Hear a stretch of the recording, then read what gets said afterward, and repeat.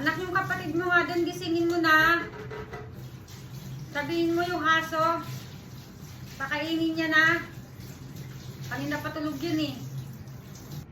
Sandali lang na, nagigame pa ako. Tapusin ko lang to, gigisingin ko na. Kanina ka pa natutulog. Pinagigising ka ni nanay. Pinuri ang argumento ni Suyon na tumulong sa kanilang Pakainin mo na raw yung mga aso. ay umuwi mag-isa at nakita Anong si Junko oras na na? matagal nang naghihintay sa kalipunan. Oo, sandali lang. Natutulog pa yung tao eh. Mamaya na, papakainin ko. Ito naman eh, ang kulit-kulit eh. Gumising ka na daw dyan. Pakainin mo yung aso. Kanina ka pa dyan natutulog. Hindi mo pa napapakain yung aso. Ako na nga nagpakain kanina. Oo, sandali na. Ikaw na lang kaya magpakain. Nandiyan ka naman eh. Gising ka naman, naantok pa ako. Masakit nga ulo ko. Puro ako. Nakakatamad eh. Si nanay, pwede naman kasi siyang gumawa. Bakit ako pa?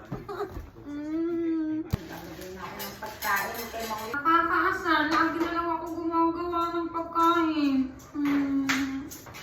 Ikaw din. Ikaw nagre-reklamo. Eh, alaga mo yung mga yan. Pero,